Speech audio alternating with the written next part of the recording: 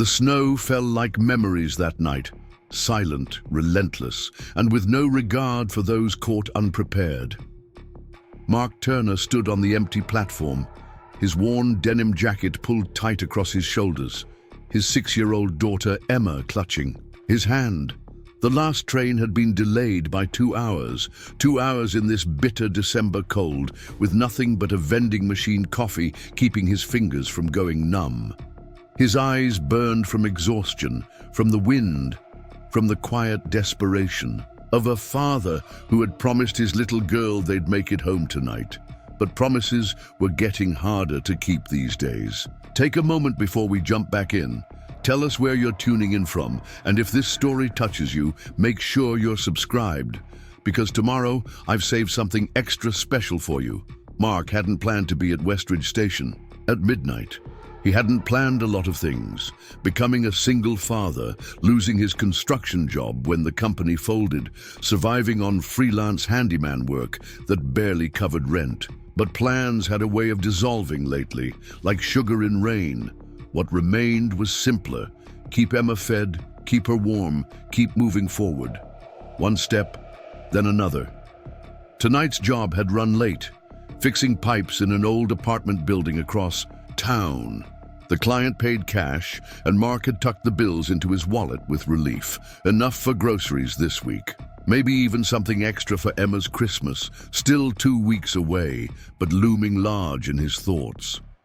When they'd missed the last scheduled train, Emma hadn't complained. She never did. 6 years old, and already she seemed to understand things no child should have to. "Daddy, you're shivering," she said now, her voice small against the howl of the wind. Her red knit hat, the one Sarah had made before she left them both, was pulled low over her ears. "I'm okay, sunshine," he replied, the lie gentle on his view. Tongue. Just dancing to keep warm. He did a little shuffle that made her giggle, the sound like bells in the empty station. That's when he saw her. A woman standing alone at the far end of the platform, arms wrapped tightly around herself. No coat, just a thin blouse and pencil skirt, as if she'd fled an office or an event without time to prepare for the weather. Her dark hair whipped around. Her face, and even from a distance, Mark could see she was shaking. He shouldn't get involved. He had his own problems, his own responsibilities. Emma was his priority, always. But something about the woman's solitary figure against the snow-filled night tugged at him in places he thought had long gone numb. "Stay right here with our bag, okay?" he told Emma, setting down their small duffel. "I'll be right back." The woman didn't notice his approach at first. Her eyes were fixed on the empty tracks, her lips pressed in a tight line to keep her teeth from chattering. Up close, Mark could see she was maybe 30, with high cheekbones and eyes the color of amber. Expensive earrings, manicured nails turned blue with cold, someone from a different world than his. "Excuse me," he said, his voice rough from disuse. "Are you waiting for the 11:40 train?" She startled, then nodded, crossing her arms. Tighter. "They said it's delayed. Weather on the line." 2 hours at least," Mark said. "You'll freeze before then." A spark of defiance flashed in her eyes. "I'll manage." Mark recognized that pride. He wore it himself most days, like armor that grew heavier with each passing month. He glanced back at Emma, who was watching them curiously, then made a decision he couldn't entirely explain. "Here," he said, shrugging off his denim jacket. It wasn't much, worn at the elbows, patched twice at the shoulder, but it was lined with flannel and still warm from his body. The woman stared at him. "I can't take your coat." "You're not taking it. I'm lending it." He held it out, a piece, offering between strangers. "My daughter and I live just 2 stops away. We'll be home soon. You look like you've got farther to go." Something shifted in her expression, surprise, confusion, perhaps a flicker of the same inexplicable pull he'd felt. She hesitated, then reached for the jacket with trembling fingers. "Thank you," she whispered, slipping it on. The sleeves hung past her wrists, the shoulders too broad, but she clutched it closed at her throat. "I'm Eleanor Chen." "Mark Turner," he replied, then pointed toward Emma. "And that's my daughter, Emma." Eleanor's gaze traveled to the little girl, and something softened in her face. "She has your eyes." Mark smiled faintly. "And her mother's stubbornness." He paused, uncertain why he was making conversation, when he should be getting back to Emma. "What brings you out on a night like this with no coat?" Eleanor's expression clouded. "I had one. Left it at the gallery showing I was attending. There was an incident with a colleague. I needed..." Ere started walking, ended up here. She looked down at her impractical shoes, now soaked with snow. "Not my finest decision-making." Mark understood leaving places in a hurry, needing escape more than preparation. "The train will come eventually," he said, awkward now in just his flannel shirt. "You can return the jacket another time." Eleanor reached into her bag, pulling out a business card. "Here, my number. For the jacket." Mark took it without looking, tucking it into his jeans pocket. "Good luck getting home." "You too," she replied, and something in her voice made him pause, as if there were more words waiting to be spoken between them. But the moment passed, and Mark returned to Emma, who had built a tiny snowman on the bench beside their bag. "Who's the lady, Daddy?" she asked, reaching for his hand. "Just someone who needed help," he replied, lifting her up as the station speaker crackled to life, announcing the approaching train. Mark didn't look back as they boarded. He didn't see Eleanor watching them, her fingers tracing the patched shoulder of his jacket, a forgotten warmth spreading through her that had nothing to do with the fabric against her skin. The apartment was cold when they finally reached it, a two-bedroom walk-up on the third floor of a building that had seen better decades. Mark tucked Emma into bed, her eyelids already heavy with sleep, and kissed her forehead. "Sweet dreams, sunshine." "Good night, Daddy," she murmured. "You're the kindest person in the world." Her words followed him as he moved through their apartment, turning down the thermostat to save on heating, checking the locks twice. Mark caught his reflection in the bathroom mirror, stubbled jaw, tired eyes, shoulders still hunched against a cold he could no longer escape without his jacket. Preparing and narrating this story took us a lot of time, so if you are enjoying it, subscribe to our channel. It means a lot to us. Now back to the story. The kind of man who gave away the little he had. He emptied his pockets before crawling into bed. Keys, wallet, phone with 3% battery, and the business card he hadn't properly looked at. In the dim light, he read it now. Eleanor Chen, Creative Director, Lumiere Designs. An address in the city's fashion district followed, along with her contact information. Mark stared at the embossed lettering, the quality of the cardstock so at odds with everything in his current life. He set it on his nightstand, too tired to contemplate what it meant that someone like her now wore his old jacket home through the snow.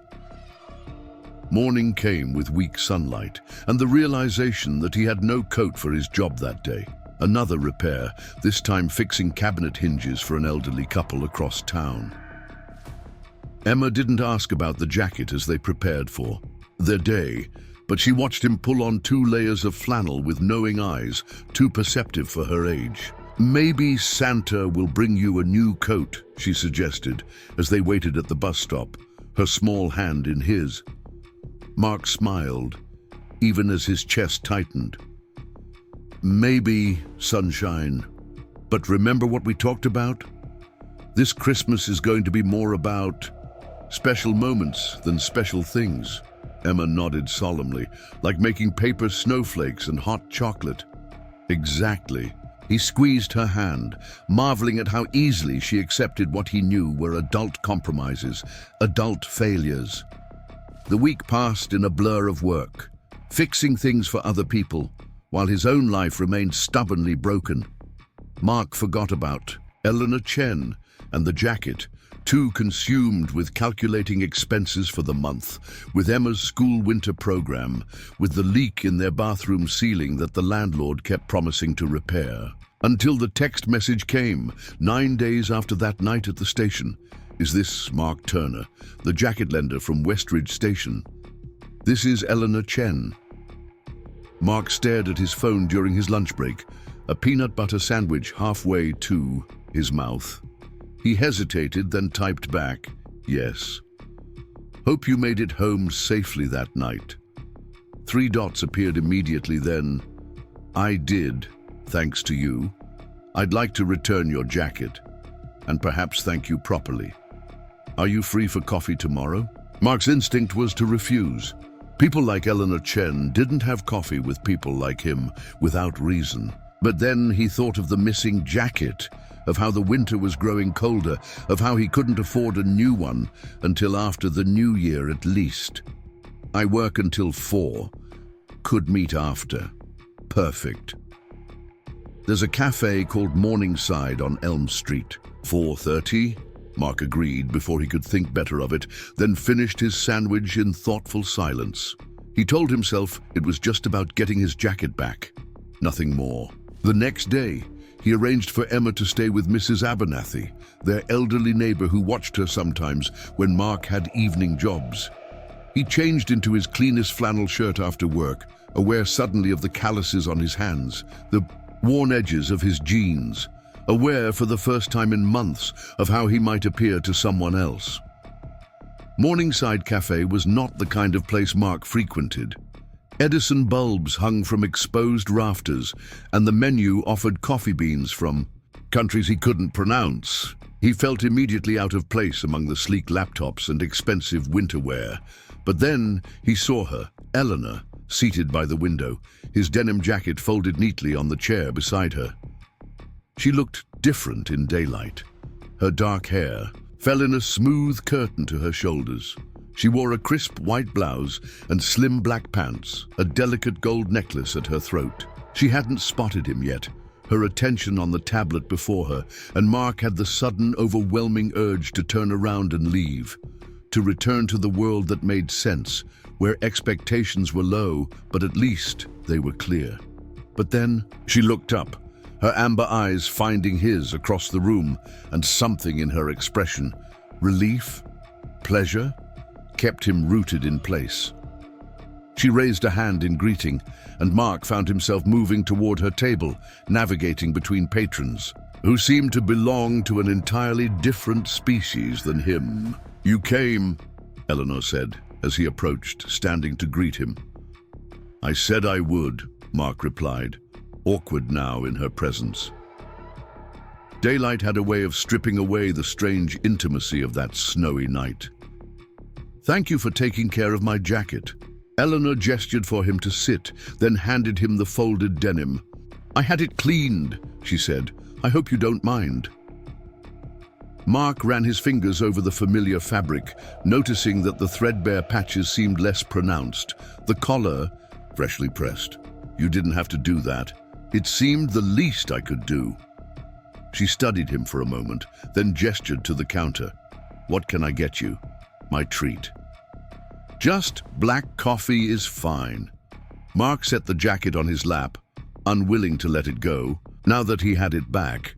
You really didn't need to arrange all this. A simple drop-off would have been enough. Eleanor looked down at her own mug, something with foam artwork on top. Perhaps I wanted to meet the kind of man who gives his coat to a stranger on the coldest night of the year. There was something in her tone Mark couldn't quite read. Curiosity, yes, but something more. Something that made him shift in his seat. It wasn't a big deal. Anyone would have done the same. No, she said simply. They wouldn't. Trust me, I've worked in the fashion industry for 12 years. I know how seldom people think of others' comfort before their own.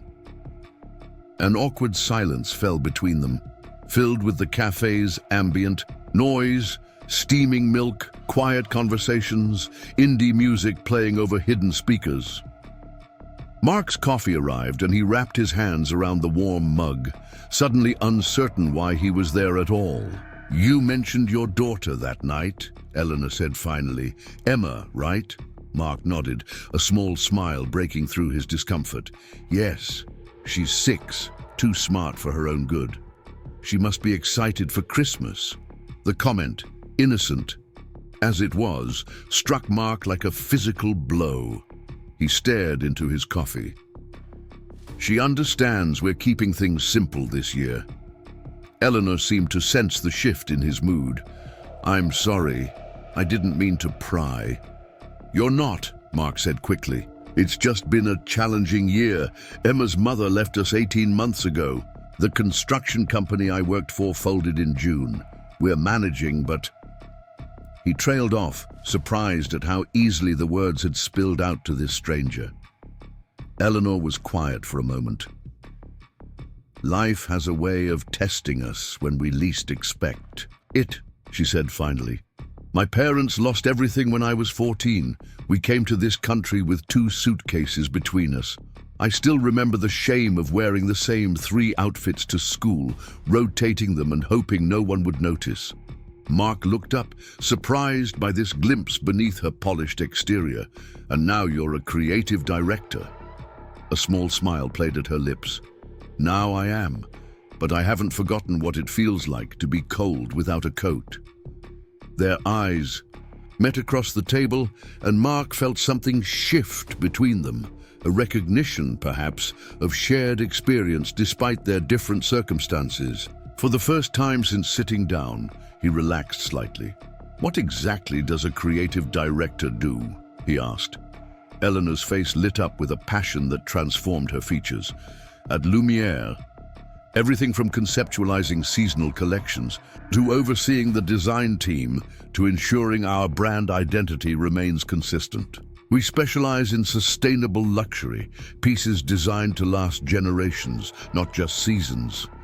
Sounds important. It is to me, she admitted. Fashion gets dismissed as frivolous, but what we wear tells our story. It can give confidence, provide comfort, create connection. She gestured to his jacket. Like that coat, it has history, character. I bet it means something to you beyond just keeping warm. Mark glanced down at the denim jacket, remembering the day he'd bought it, 8 years ago, with his first paycheck as a foreman. Back when the future had seemed as solid as the foundations he built. It does, he said quietly. They talked. For nearly an hour, moving from fashion to Mark's work, I fixed things that other people can't or won't, to books they'd both read, to places they'd traveled. The conversation flowed more easily than Mark had anticipated, and he found himself laughing for the first time in months at Eleanor's dry observations about her industry. It was only when his phone buzzed with a text from Mrs. Abernathy that he realized how late it had grown. I should get back to Emma, he said, reluctantly gathering his jacket. Eleanor nodded, something like disappointment flickering across her face. Of course. She hesitated, then reached into her bag, pulling out a business card, different from the one she'd given him at the station. This one was simpler, with just her name and number. If you ever need anything, or even if you don't. Mark took the card, turning it over in his fingers. Thank you for the coffee and the conversation. Eleanor smiled, and this time it reached her eyes completely. Thank you for the jacket, Mark Turner. It kept me warmer than you know. As Mark left the cafe, pulling his freshly cleaned jacket around his shoulders, he couldn't shake the feeling that something significant had just happened, that some door had opened, even if he couldn't yet see where it led. He tucked Eleanor's card into his pocket next to the few dollars he had left until his next job payment, and headed home to Emma, to their small apartment, to the life that suddenly seemed less fixed in its trajectory than it had just hours before. The weeks before Christmas unfurled in a blur of odd jobs and careful budgeting for Mark. The freshly cleaned denim jacket became his armor against the increasingly bitter December winds. But the memory of coffee with Eleanor Chen lingered, like a curious warmth he couldn't quite explain. He'd tucked her business card away in his nightstand drawer, occasionally taking it out when Emma was asleep, running his thumb over the embossed lettering before putting it away again. He told himself he wouldn't call. People cross paths sometimes. Moments of unexpected connection that flared bright, then faded naturally. That's all it had been. Their worlds were too different, the gap between them too wide to traverse with any meaning. "Daddy, is the ceiling supposed to drip?" Emma's voice pulled him from sleep one morning 3 days before Christmas. She stood beside his bed in penguin pajamas, pointing toward the corner of his bedroom where water steadily pattered from a growing stain. Mark was on his feet instantly, grabbing a pot from the kitchen to catch the leak. "Not good," he muttered, reaching for his phone to call the landlord, who, as expected, didn't answer. 2 hours later, with Emma at school and 3 voicemails left for the perpetually absent Mr. Gaines, Mark climbed onto the roof of their apartment building through the maintenance access. The December air cut through his layers as he examined the weathered shingles, finding the problem almost immediately, a section damaged by recent winds, allowing melting snow to seep beneath. He could fix this. It wasn't technically his responsibility, but waiting for the landlord might mean weeks of water damage to the little they owned. Mark returned to his apartment for tools, then spent the morning making temporary repairs, his fingers growing numb despite his work gloves. By noon, the leak had stopped, but Mark's phone buzzed with a text from Emma's school. The heating system had failed, and parents needed to pick up their children immediately. Another day of work lost, another repair job he'd have to reschedule, another client who might not call again. Emma was subdued as they rode the bus home, her small, mittened hand in his. "Is Santa still coming?" she asked quietly, looking up at him with Sarah's eyes. "Of course he is, sunshine," Mark assured her, though the wrapped gifts hidden in his closet were modest at best. A second-hand chapter book, a knitted hat he'd found at a church charity sale, and a small stuffed fox that had been her mother's. At home, Mark settled Emma with hot chocolate and her favorite cartoon, while he made more calls to the landlord.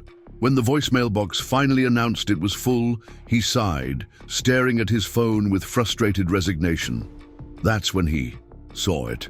A missed call from a number he didn't recognize, and a voicemail from 2 hours ago. He played it, expecting another client with a last-minute cancellation. "Mark, it's Eleanor Chen." Her voice was clear, professional, yet tinged with something warmer. "I hope I'm not overstepping, but I have a situation at the studio that might benefit from your skills. One of our industrial sewing machines is giving us trouble, and our regular repair person is away until after the new year. If you have any experience with machinery repair and could spare a few hours, I'd be grateful. The rate would be our standard emergency call-out fee." She named a figure that made Mark's eyebrows rise. "Please call me back if you're interested." Mark stared at his phone for a long moment, torn. He'd worked with sewing machines before, not industrial models specifically, but mechanical systems followed similar principles. The money would make Christmas much brighter for Emma, perhaps even cover next month's rent. But something made him hesitate. Pride, maybe, or the uncomfortable feeling of charity disguised as opportunity. "Who was that, Daddy?" Emma asked, now standing in the doorway, hot chocolate mustache on her upper lip. "No one important," he answered automatically, then paused, reconsidering. "Actually, it might be a job. A good one." Emma's face brightened. "The kind that lets us order pizza?" Mark laughed, ruffling her hair. "Maybe even the kind with extra cheese." Before he could overthink it, he returned Eleanor's call. She answered on the second ring. "This is Eleanor Chen. It's Mark Turner, about the sewing machine repair." "Mark, was it his imagination or did her voice soften slightly?" "Thank you for calling back. Are you available this afternoon? The situation is rather urgent. We have a deadline for a limited collection, and every hour counts." "I can come now," he said, calculations already running through his head. Mrs. Abernathy was home, and the heating repair at the Henderson house wasn't until tomorrow. "But I should warn you, I haven't worked on industrial models before." "I trust you'll figure it out," Eleanor replied with such confidence that Mark almost believed it himself. She gave him the address, a converted warehouse in the fashion district, and said she'd meet him at the service entrance. After arranging for Emma to stay with Mrs. Abernathy, Mark caught the crosstown bus with his toolbox, feeling strangely nervous as the neighborhoods grew more affluent, the storefronts more exclusive. When he finally stepped off at his stop, the Lumiere Designs building rose before him like a monument to a world he'd never belonged to, glass and restored brick, with minimalist window displays showcasing clothing whose price tags would probably equal his monthly rent. The service entrance was around back, less imposing but still intimidatingly sleek. Mark hesitated, then pressed the intercom button. "Yes?" came a distracted voice. "Mark Turner for Eleanor Chen. About the sewing machine." "1 moment." Less. Then a minute later, the door swung open and Eleanor stood before him, so different from their previous encounters that Mark almost didn't recognize her. Her hair was pulled back in a practical bun, and she wore a simple black dress with a measuring tape draped around her neck. Fabric swatches covered one arm, and a pencil was tucked behind her ear. "You came," she said, echoing her words from the cafe, but this time with undisguised relief. "Thank you, it's chaos in there." She led him through a maze of corridors into a large, open studio space where at least a dozen people hurried between workstations, fabric samples, and design. Boards. The room hummed with creative energy and tension in equal measure. Mark felt instantly out of place in his worn flannel and patched jeans, but no one spared him a second glance as Eleanor guided him to a corner where an impressive machine sat silent amid scattered fabric. "This is Bertha," she said, gesturing to the industrial behemoth. "She's temperamental but essential, the motors making an unusual noise, and then she stopped working altogether about 3 hours ago." Mark nodded, setting down his toolbox and examining the machine with cautious hands. "May I?" "Please. We've tried everything we know, which isn't much." As Mark began his assessment, Eleanor was called away to mediate some crisis involving missing buttons. He worked methodically, familiarizing himself with the machine's components, tracing systems, identifying the problem. A worn belt, misaligned timing, and a loose connection in the motor housing. He lost track of time as he disassembled, repaired, and carefully put Bertha back together. The work absorbed him completely. This was language he understood, problems with clear solutions, systems that followed rules. Unlike the rest of his life, where the rules seemed to shift daily and solutions remained stubbornly out of reach. 2 hours later, he closed the access panel and wiped his hands on a cloth. "Try it now," he told the nearest seamstress, who had been hovering nearby, clearly anxious to resume her work. The woman stepped forward, placed a scrap of fabric under the needle, and pressed the pedal. Bertha hummed to life, purring like a contented cat as the needle moved up and down in perfect rhythm. "It works," the seamstress exclaimed, then called across the room, "Eleanor, he fixed Bertha!" Mark stood awkwardly as a small crowd gathered, examining his work with approving nods and relieved smiles. Eleanor appeared, her face brightening. When she saw the machine operational again, "You've saved us," she said simply, "truly." Mark shrugged, uncomfortable with the attention. "Just a few adjustments. The timing was off and the drive belt was worn. I replaced it with one from my kit, but you should order a proper industrial replacement soon." Eleanor turned to her team. "Back to work, everyone. We still have 12 pieces to finish before midnight." As the crowd dispersed, she turned back to Mark. "You don't realize what you've done. Without Bertha, we'd have missed our deadline. For Fashion Week submissions, it would have been disastrous." "Glad I could help," Mark said, packing up his tools. "I should get back to Emma." "Of course." Eleanor reached into her pocket and pulled out an envelope. "Your payment, as agreed, and a bit extra for the emergency timing." Mark hesitated before taking it. "You don't need to." "I insist," she said firmly. "You provided a professional service that saved my business thousands in potential losses. This is fair compensation, not charity." Something in her tone, the edge of steel beneath the polish, told Mark that arguing would be both futile and possibly offensive. He accepted the envelope with a nod of thanks. "I'd like to ask you something else," Eleanor continued, leading him toward the exit. "Would your daughter like to visit a real fashion studio? We're doing a special holiday open house for family tomorrow afternoon. There will be fabric scraps for crafting, hot chocolate, and some of the designers will be helping kids create their own accessories." Mark was surprised by the invitation. "That's very kind, but I wouldn't want to impose. It's not an imposition, it's an invitation." Eleanor pulled out another business card, writing something on the back. "Here's the information. 2 to 5 tomorrow. No pressure, but she'd be welcome." She paused, then added more softly, "And so would you." The sincerity in her voice caught Mark off guard. He took the card, tucking it carefully into his pocket. "I'll ask her. She might enjoy that." Outside, the winter afternoon had already surrendered to early darkness, the streetlights casting warm halos on the sidewalk. Mark turned to say goodbye, but Eleanor spoke first.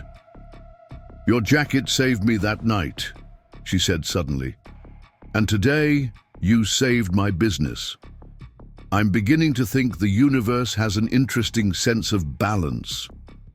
Mark wasn't sure how to respond to that, to the hint of something like fate in her words. "Just lucky timing," he said finally. Eleanor smiled. "Perhaps, or perhaps not." She touched his arm briefly. "I hope to see you both tomorrow, Mark." As he rode the bus home, the envelope heavy in his pocket, Mark found himself hoping the same thing. Emma was ecstatic about the invitation.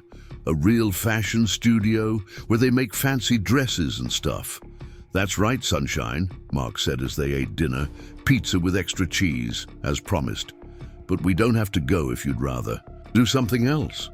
Emma gave him a look that managed to be both 6 years old and decades wiser. "Daddy, you need friends, and she sounds nice." Mark nearly choked on his pizza. "This isn't about we're not..." He stopped, recognizing the futility of explaining complex adult relationships to a child who saw the world in primary colors. "She is nice. And yes, it might be fun to have a new friend." The next day, they dressed in their best clothes. Emma in her holiday dress from last year, a bit short now, but still serviceable, and Mark in his one good shirt, freshly ironed. He felt strangely nervous as they approached the Lumiere building, now transformed, with tasteful holiday decorations and an "Open House Today" sign on the main entrance. Inside, the industrial studio had become a winter wonderland of creativity. Fabric scraps in reds, greens, and golds covered long tables where children and adults worked side by side on small projects. Design sketches decorated the walls, and the scent of cinnamon and chocolate filled the air. Emma's eyes widened as she took it all in. "It's like Santa's workshop, but for clothes." Before Mark could respond, Eleanor appeared, dressed more casually than he'd seen her before, in slim black pants and a soft cream sweater. Her hair fell loose around her shoulders, and she wore a simple necklace with a small star pendant. "You came," she said, and this time the phrase felt like a welcome rather than a surprise. "And you must be Emma. I've heard wonderful things about you." Emma, normally shy around strangers, beamed up at Eleanor. "Do you really make fancy dresses here?" "We make all sorts of things," Eleanor replied seriously. "Would you like to see some of our designs?" Emma nodded enthusiastically, and Eleanor offered her hand. Emma took it without hesitation, leaving Mark to follow as they toured the studio, Eleanor pointing out different workstations and explaining the process in terms a 6-year-old could understand. "Each piece tells a story," she explained as they examined a half-finished coat, about the person who will wear it, about the hands that made it, about the world it exists in. Like Daddy's jacket, Emma said, the one he gave you at the train station. Eleanor glanced at Mark, something warm in her eyes. Exactly like that. Some clothes carry more stories than others. After the tour, Eleanor led them to a crafting station where a young designer was helping children create fabric flowers. "Would you like to make something, Emma? Can I?" Emma looked to Mark for permission. "Of course, sunshine. I'll be right over there." He gestured to a refreshment table nearby. As Emma settled into creating, Eleanor joined Mark by the coffee urn. "She's wonderful," she said, watching Emma carefully select fabric scraps. "You've done an amazing job with her." "Most days I feel like I'm barely keeping up," Mark admitted. "Yet she's happy, confident and kind. I saw how she helped that younger boy get started. Those qualities don't develop by accident." Mark watched his daughter, seeing her through Eleanor's eyes for a moment, not as a responsibility or reflection of his failures, but as her own person, blooming despite difficult circumstances. Pride washed through him, unexpected and powerful. "Thank you," he said quietly, "for inviting us, for seeing her." "Thank you for coming," Eleanor replied, "for trusting me enough to bring her." They stood in comfortable silence, sipping coffee, and watching Emma work with focused determination, her small fingers arranging scraps into a surprisingly artistic flower. Around them, the studio hummed with conversation and laughter, but Mark found himself aware primarily of Eleanor's presence beside him. The faint scent of her perfume, the way she unconsciously tucked her hair behind her ear when thinking, the gentle curve of her smile when she caught him looking at her. "Daddy, look what I made." Emma bounded over, proudly displaying a fabric flower brooch, surprisingly well constructed with help from the designer. "It's beautiful, sunshine," Mark exclaimed. "Absolutely perfect." "It's for you," Emma said, turning to Eleanor and holding out her creation, "because you invited us to your special place." Eleanor's expression softened with genuine surprise.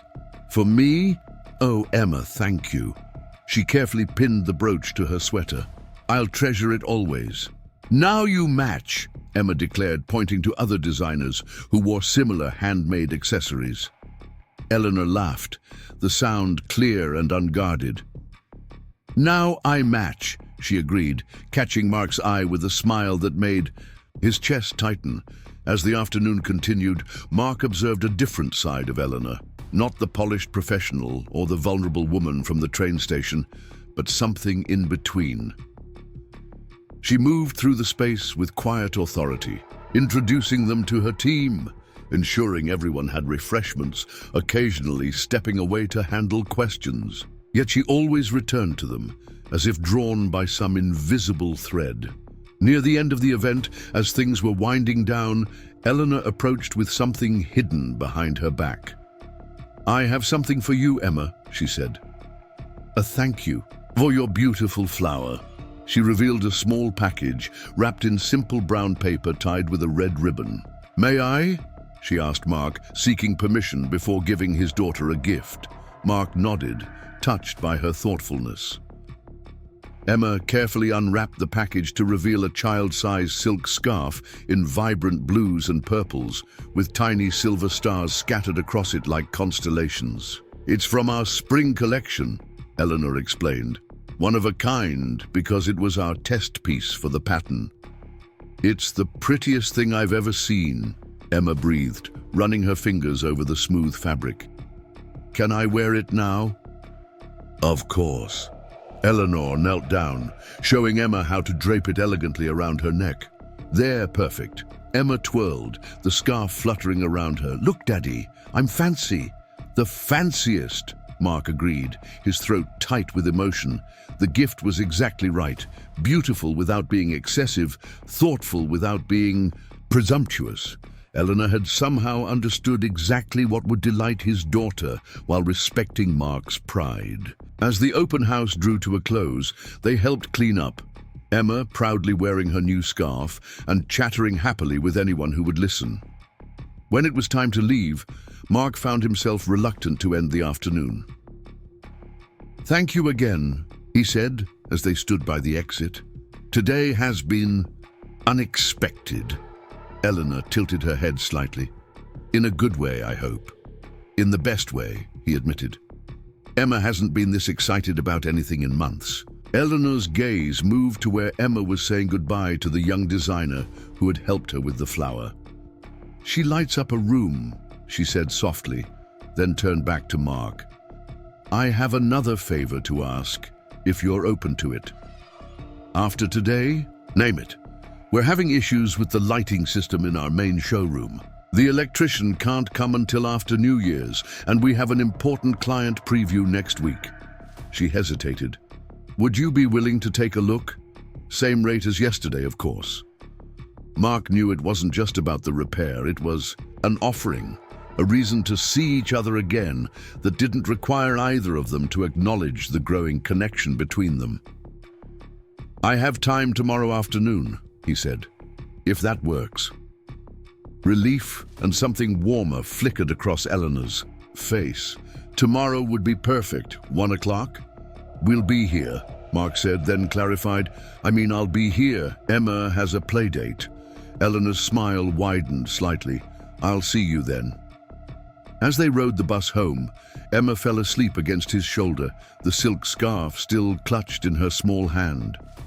Mark stared out the window at the city lights, thinking about second chances and unexpected connections, about the strange twists of fate that brought strangers together on cold train platforms. For the first time in longer than he could remember, he found himself looking forward to tomorrow with something more than determination to survive it. There was anticipation now, a flicker of possibility that had been absent for so long he'd almost forgotten how it felt. When they reached their stop, he gently woke Emma, guiding her sleepy steps toward their apartment building.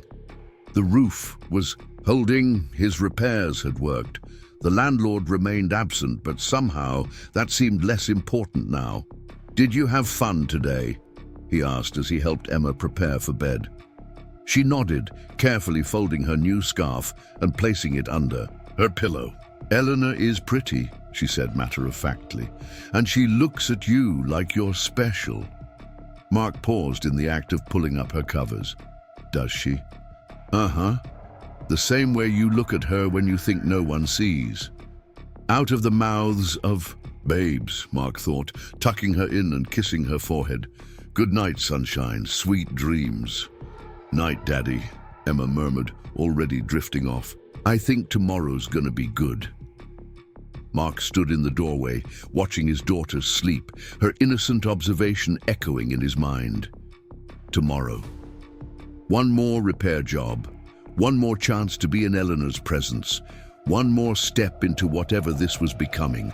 "I think you might be right, sunshine," he whispered to the darkened room. "Tomorrow might be good indeed."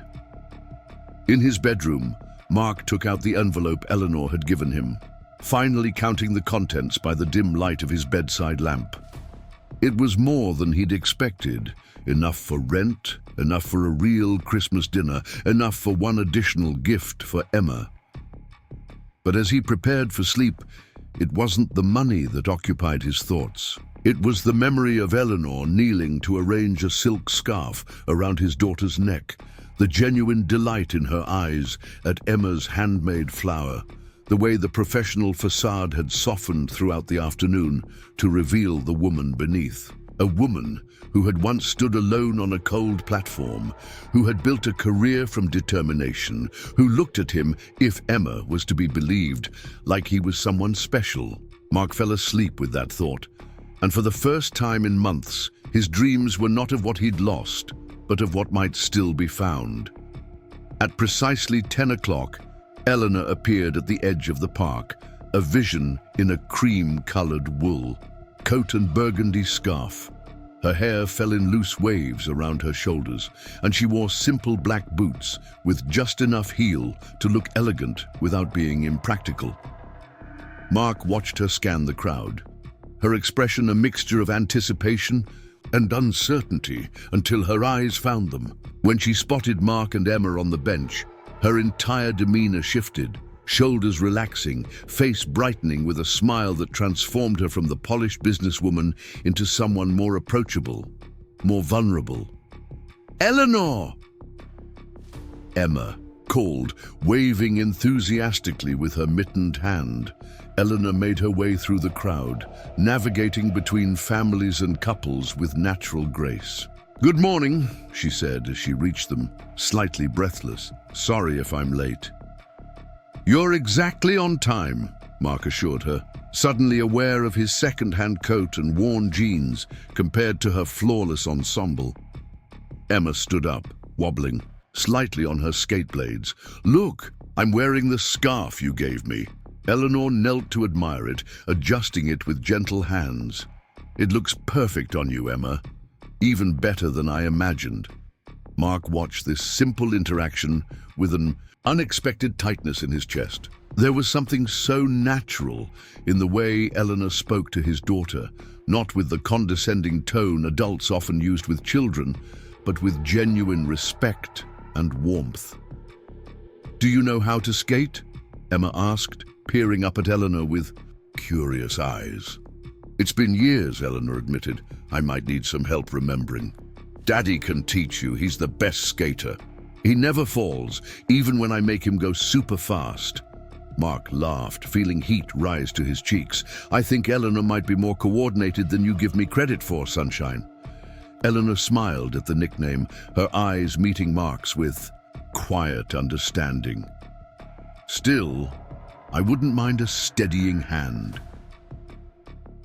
There was something in her voice, a subtle vulnerability, an admission that went beyond skating, that made Mark's heart beat faster. "Let's get you some skates," he said, offering his arm to help Emma stand. "What size do you wear?" 20 minutes later, they were on the ice together. Emma, fearless and exuberant, darted ahead in small bursts of speed before circling back to them. Eleanor moved cautiously at first, her hand gripping Mark's arm with surprising strength, but soon found her rhythm.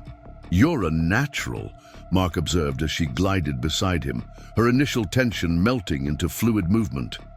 "Muscle memory," she replied, though she didn't release his arm. "I used to skate as a child, before my parents lost everything." Mark waited, sensing there was more to the story. "There was a small pond near our first apartment in this country," she continued after a moment. "It froze every winter. My father would take me there on Sunday afternoons. We couldn't afford actual skates, so he tied old metal kitchen knife blades to my boots." She laughed softly at the memory. "They were terrible, all wobble and no support, but he held my hands the whole time so I wouldn't fall." Mark tried to imagine it, a younger Eleanor, determined and proud even then, gliding on makeshift skates, her father's steady hands ensuring her safety. "Sounds like a good man," he said. Eleanor nodded, her eyes on the ice before them. "The best. He worked 3 jobs after we immigrated. Never complained, never stopped believing things would get better." She paused, her voice softening. "He passed away my 2nd year of design school, heart attack, never got to see what I built." "He would be proud," Mark said with certainty. Eleanor looked up at him, something unguarded in her expression. "How do you know that?" "Because I'm proud of Emma every day, not for what she accomplishes, but for who she is, her courage, her kindness, her determination. Your father would see the woman you've become, not just the business you've built."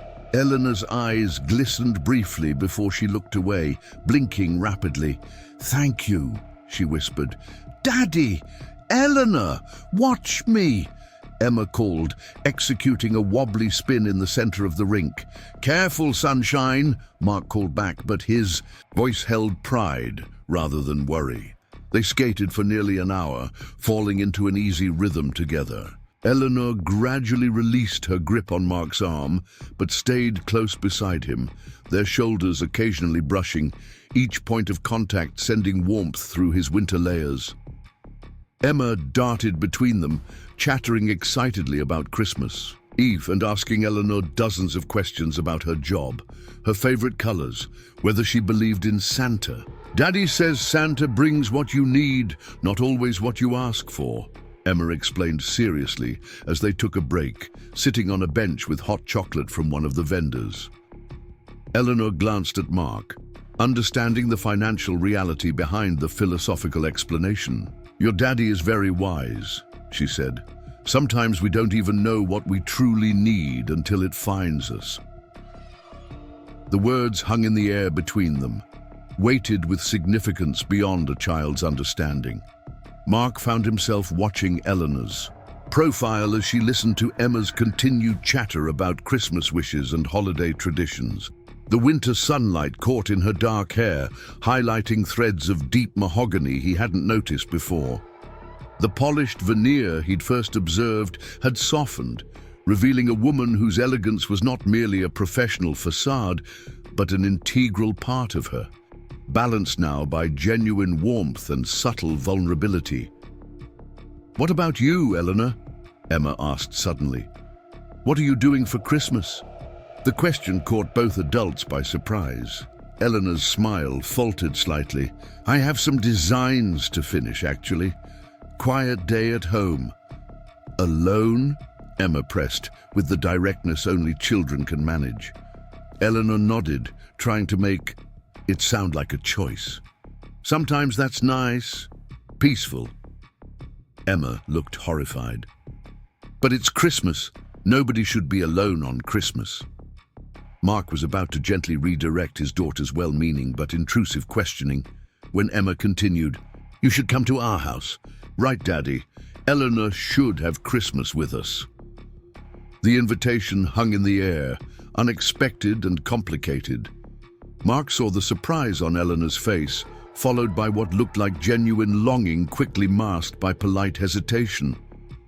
"Oh, Emma, that's very kind, but I wouldn't want to impose on your family time," Eleanor said carefully, looking to Mark for rescue. Mark found himself at a crossroads, aware that his response would define something crucial between them. Having Eleanor join their modest Christmas would mean allowing her fully into their lives, beyond professional favors or casual outings. It would mean letting her see their small apartment, their simple traditions, their reality without filter or preparation. "We would love to have you," he heard himself say, the words emerging with surprising certainty. "If you'd like to come. Nothing fancy, just dinner and some Christmas movies." Emma goes to bed early, excited for Santa.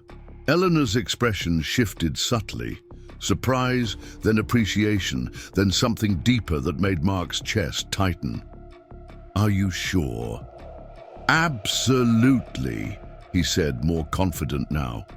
"No one should be alone on Christmas if they don't want to be." Emma clapped her mittened hands together. "Yes, you can help us make cookies for Santa." Eleanor laughed, the sound bright and genuine. "I should warn you, I'm a terrible baker." "That's okay," Emma assured her. "Daddy does the hard parts. I just eat the dough when he's not looking."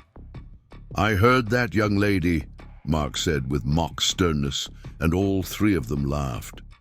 The invitation settled between them, altering the trajectory of the day, of much more, perhaps, in ways Mark couldn't fully grasp yet. They finished their hot chocolate and returned to the ice for one final circuit around the rink, Emma between them now, holding both their hands and occasionally demanding they lift her off the ice, swinging her forwards as she squealed with delight.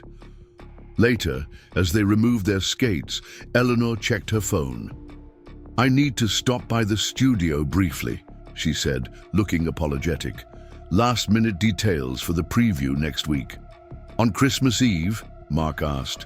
"Fashion doesn't observe holidays," she replied with a small smile. "But it won't take long." Emma, focused on retying her boots, didn't notice the moment that passed between the adults, a silent negotiation of expectations and boundaries. "What time should I come?" Eleanor asked finally. "Dinner's at 6, Mark said, "but come whenever. You finish, we'll be home all afternoon." She nodded, then hesitated before reaching into her handbag. "I almost forgot. I have something for Emma." She withdrew a small package wrapped in silver paper. "May I?" Mark nodded, touched by her continued consideration in seeking permission. Eleanor knelt beside Emma. "This is a small Christmas gift for you," she said. "You can open it now or tomorrow, whatever your daddy thinks is best." Emma looked to Mark with hopeful eyes. "Please, Daddy, just one early present?" Mark couldn't help smiling at her excitement. "Go ahead, sunshine." With careful fingers, Emma unwrapped the package to reveal a small velvet box. Inside was a delicate silver bracelet with a single charm, a miniature ice skate crafted with remarkable detail. "It's beautiful," Emma breathed, lifting it from the box with reverent fingers. "It's adjustable," Eleanor explained, "so you can wear it as you grow." Mark watched as Eleanor helped Emma fasten it around her wrist, noticing how his daughter handled the gift with unusual care, understanding instinctively that this was something special. "Thank you," Emma said, suddenly shy. Then, without warning, she threw her arms around Eleanor's neck in a fierce hug. Eleanor froze momentarily, clearly surprised by the physical affection, before carefully returning the embrace. Over Emma's shoulder, her eyes met Mark's, wide, emotional, questioning, and he nodded slightly, giving silent permission for this new connection forming between his daughter and the woman who had unexpectedly entered their lives. "I'll see you both tonight," Eleanor said as she rose, composing herself with visible effort. "Text me your address." "Of course," Mark replied, already pulling out his phone. As they watched her walk away, her cream coat bright against the winter landscape, Emma leaned against Mark's side. "I like her, Daddy." Mark put his arm around his daughter's shoulders, feeling the weight of her simple declaration. "Me too, sunshine. Is she going to be your friend now, or something else?" The question caught him off guard. Both the perception behind it and the acknowledgement of possibilities he'd barely allowed himself to consider. "Right now, she's our friend," he said carefully. "The rest, we'll see." Emma nodded, seemingly satisfied. "I think she needs us," she said with a child's innocent conviction, "and I think we need her too." Mark couldn't find the words to respond, struck by the simple truth his daughter had articulated with such certainty. Instead, he squeezed her shoulder gently and guided her toward the park exit, his mind already racing ahead to the evening to come. The apartment had never received such scrutiny.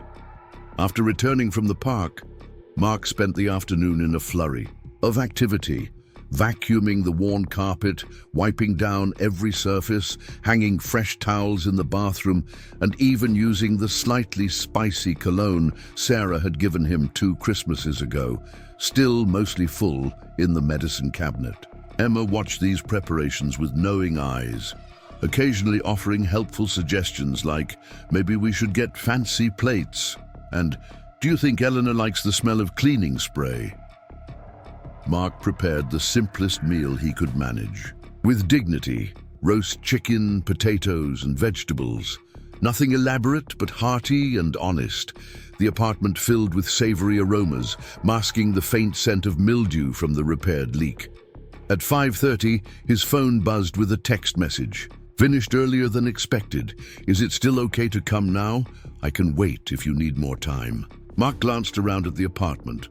Modest but clean, the small Christmas tree twinkling in the corner, Emma's handmade decorations hanging from every available surface.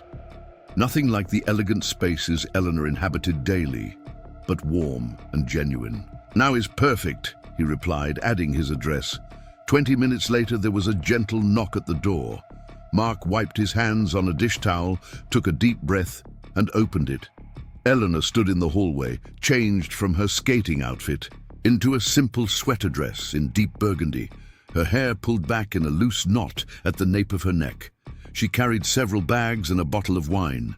"I hope I'm not too early," she said, suddenly seeming almost shy. "You're right on time," Mark assured her, stepping aside to let her enter. "Welcome to our home." Eleanor crossed the threshold with visible care, taking in the small living space with appreciative eyes rather than the judgment Mark had half feared. "It's lovely," she said, and somehow he knew she meant it. "Eleanor!" Emma exclaimed, rushing from her bedroom still wearing the silver bracelet, now paired with her Christmas dress and mismatched socks. "You came." "I promised I would," Eleanor replied, setting down her bags to greet the child. "And I never break a promise." "What's in the bags?" Emma asked, eyeing them with undisguised curiosity. Eleanor laughed. "Some contributions to dinner, a few small gifts," and she reached into one bag and pulled out a flat package wrapped in crimson paper, "a special Christmas Eve present for both of you." Mark began to protest that she'd already been too generous, but Eleanor shook her head. "Please," she said quietly, "this one is important to me."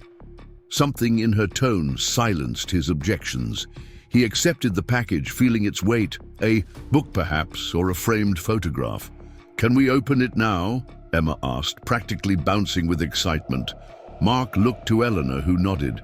"That's the idea. It's a Christmas Eve tradition in many families." Together, they unwrapped the package to reveal a beautifully illustrated children's book titled The Winter Coat. The cover showed a simple drawing of a child standing in snow, wrapped in an oversized coat that seemed to glow with inner warmth.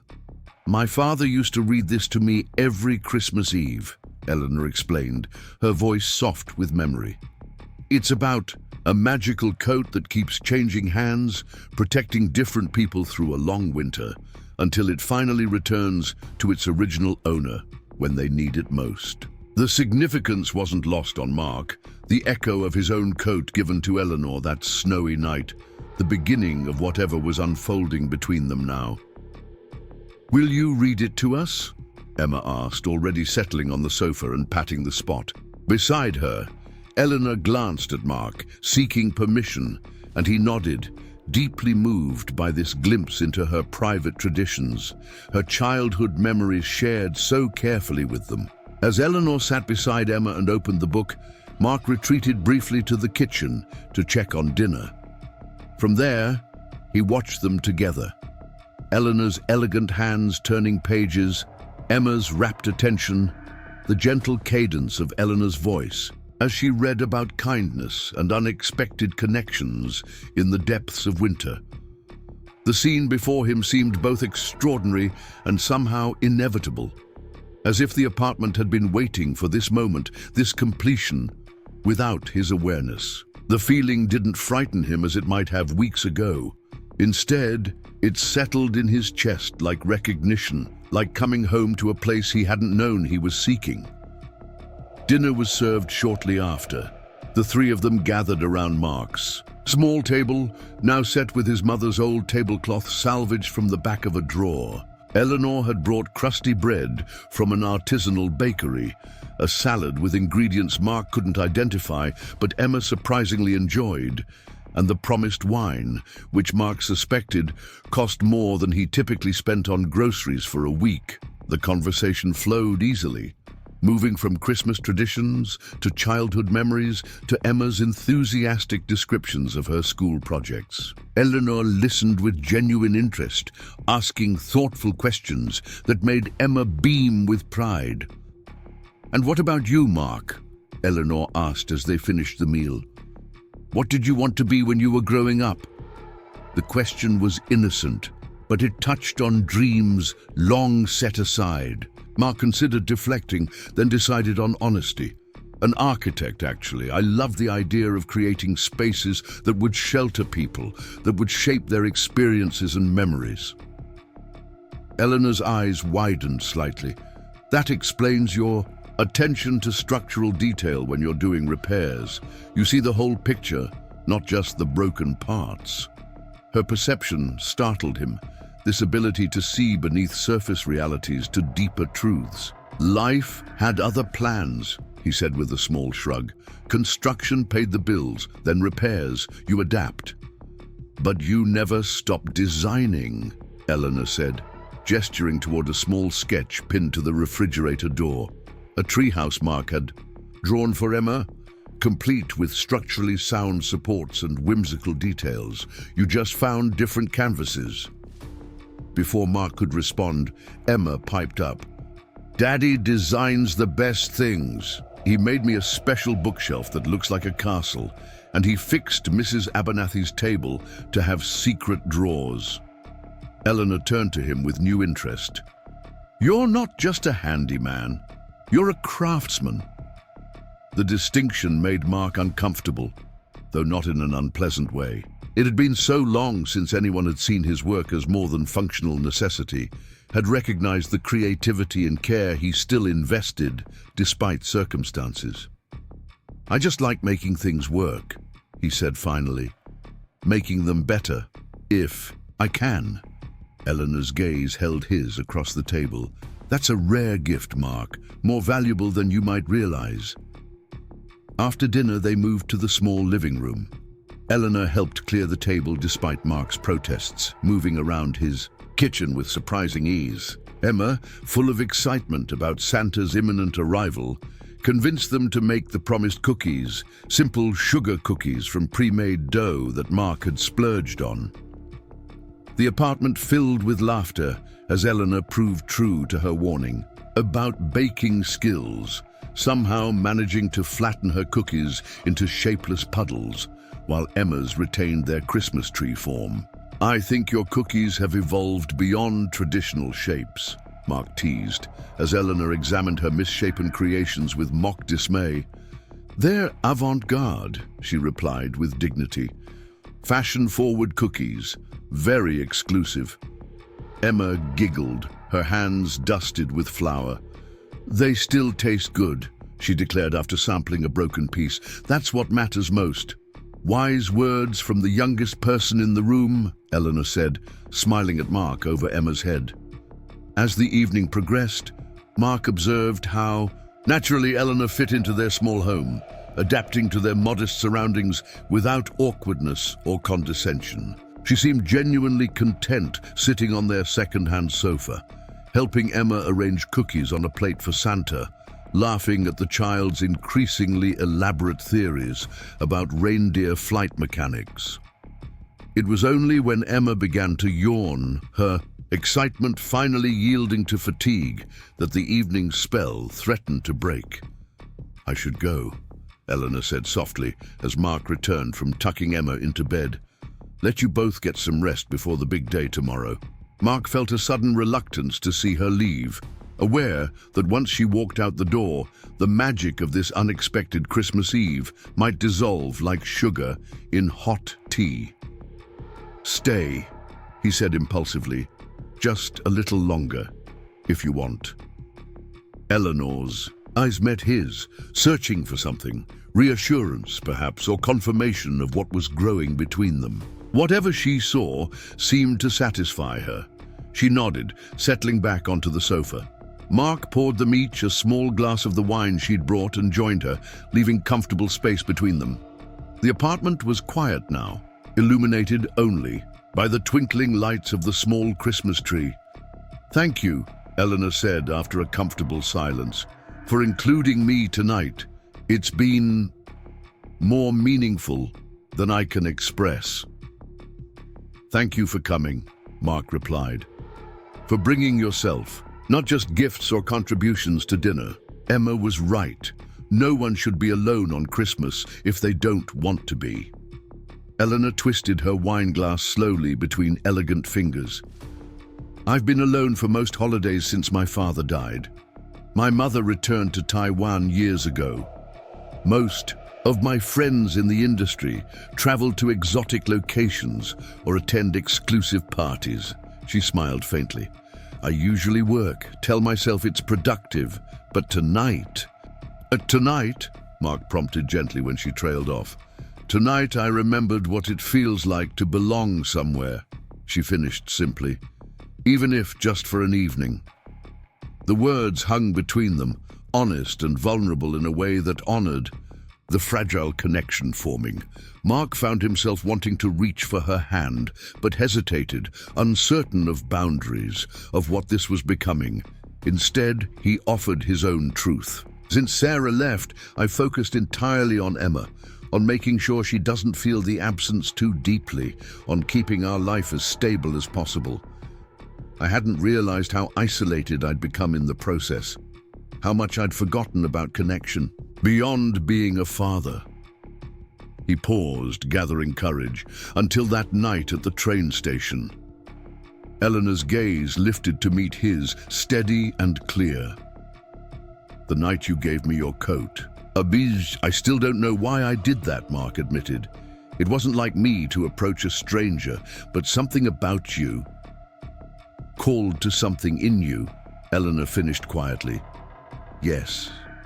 Another silence fell between them. Not awkward, but weighted with possibility. Outside, snow had begun to fall again, dusting the window ledge with fresh white. "What happens now?" Eleanor asked, her voice barely above a whisper. Mark considered the question, all its implications and uncertainties. "I don't know," he answered honestly. "I only know that meeting you has changed something, woken something I thought was dormant, and I'm not ready for that to end." Eleanor set down her wine glass and shifted slightly closer on the sofa. "Neither am I." Their hands found each other in the space between them, fingers intertwining with tentative certainty. Neither moved to deepen the connection further.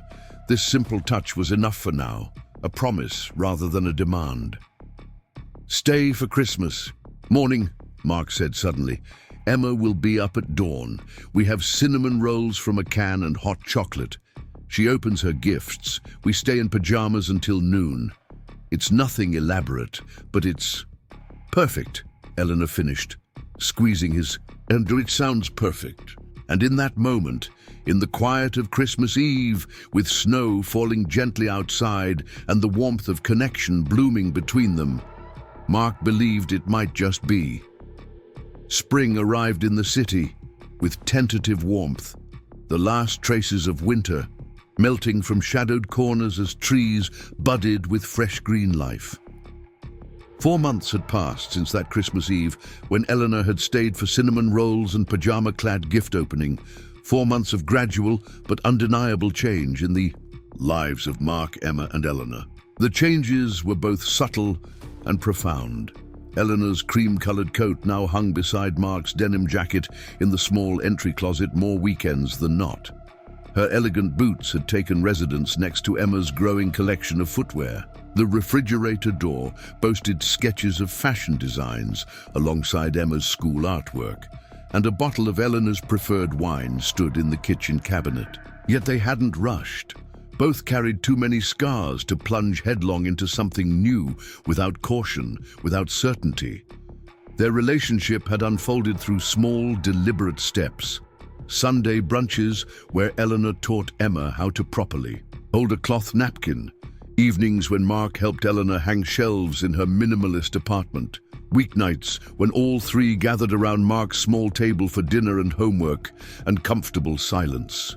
"I'm thinking of expanding the workshop space," Eleanor said one April evening as they walked through the park, Emma racing ahead to the playground while they followed at a leisurely pace, hands occasionally brushing but not quite holding.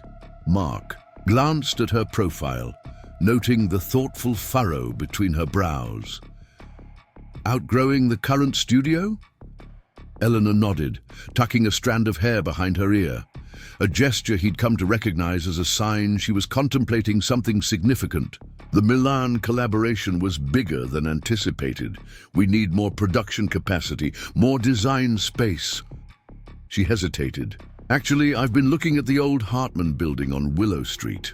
Mark knew the building, a stately brick structure from the 1920s, once a thriving garment factory, now largely vacant and gradually decaying despite its good bones and historic character.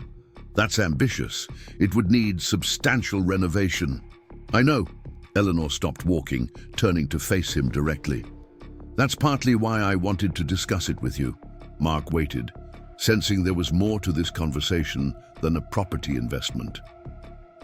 I need someone to oversee the renovation, she continued.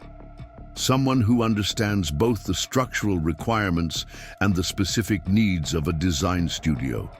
Someone I trust implicitly. Her eyes held his steadily. I'd like it to be you, Mark. The offer hung between them, weighted with implications beyond professional opportunity. As a contractor, he asked carefully. As my head of facilities and workspace design, Eleanor clarified. Full-time, with benefits including health insurance. She said the last part quietly, knowing it would address one of Mark's most persistent concerns, Emma's medical coverage, which had been precarious since he'd been forced into freelance work. Mark felt something shift inside him. Hope, possibility, but also uncertainty. Eleanor, I appreciate this more than I can say, but I don't want charity disguised as employment. This isn't charity, she replied firmly. It's recognition of skill and value. You've fixed every piece of equipment in our current studio. You understand space and structure better than any contractor I've worked with. And you see what others miss. The ways small details affect the whole experience. Her voice softened. I'm not offering this because of what's between us. I'm offering it because Lumiere needs exactly what you provide. Mark looked toward the playground where Emma was navigating the monkey bars with determined concentration. The past months had been better financially. Eleanor had connected him with several of her industry contacts who needed skilled repairs, but stability remained elusive, each month a careful calculation of income against expenses. I'd need to think about it, he said finally. Consider what it would mean for Emma, for us. Eleanor nodded. Of course. There's no rush. She hesitated, then added, There's something else I've been considering, but it's more personal. Mark turned back to her, noting the subtle vulnerability in her expression, a side of herself she rarely showed to others, but had gradually revealed to him over these months together.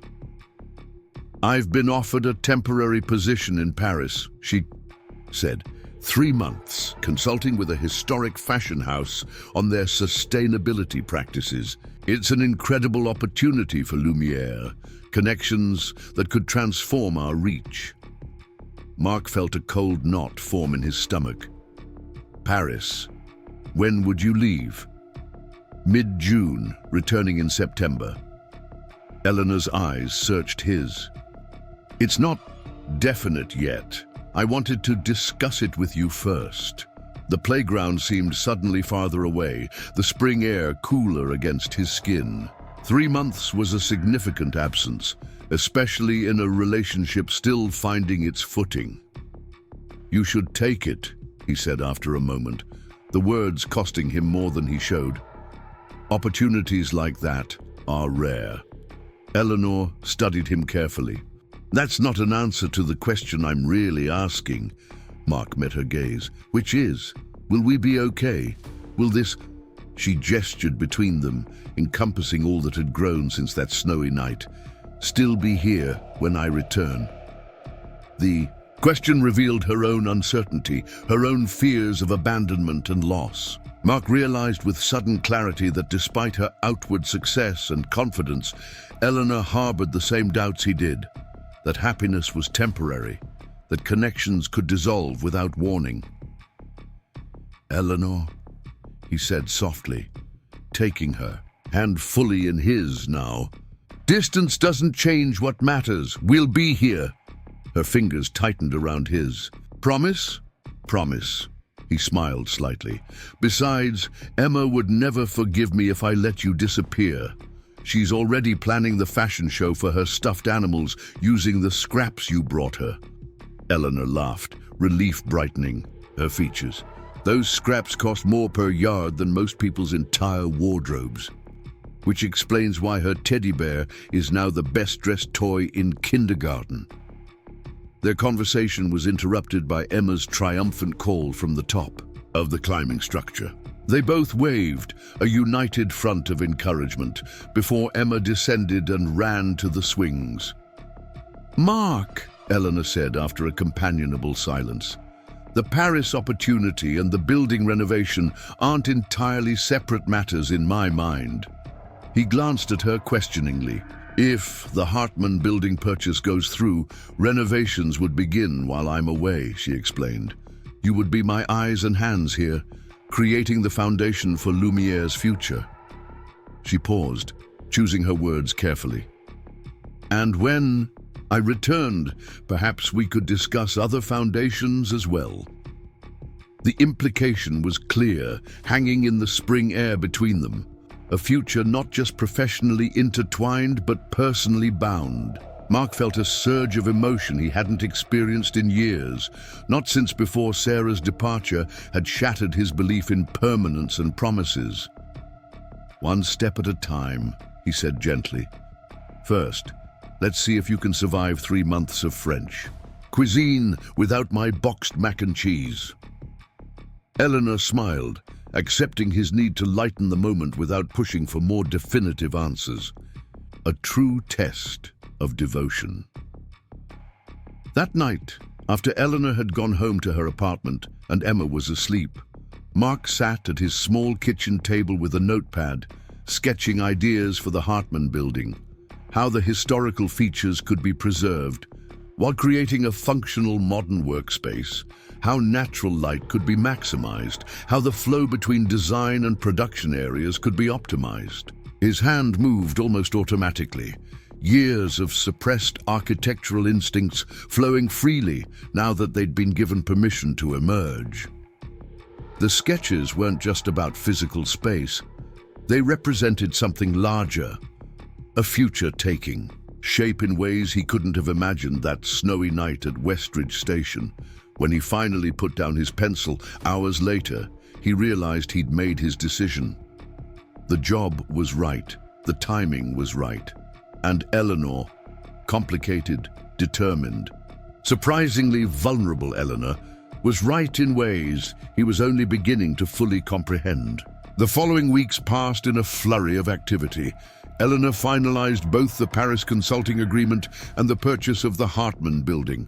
Mark gave notice to his regular clients that he would be scaling back repair work to take a full-time position. Emma, when told about the changes coming, had only one pressing question. Will Eleanor still have time to teach me about fashion when she comes back from Paris? "I'll make time," Eleanor had promised solemnly. "Some things are too important to miss." May brought demolition work at the Hartman building, with Mark overseeing crews as they carefully removed decades of inappropriate renovations to reveal the structure's original beauty.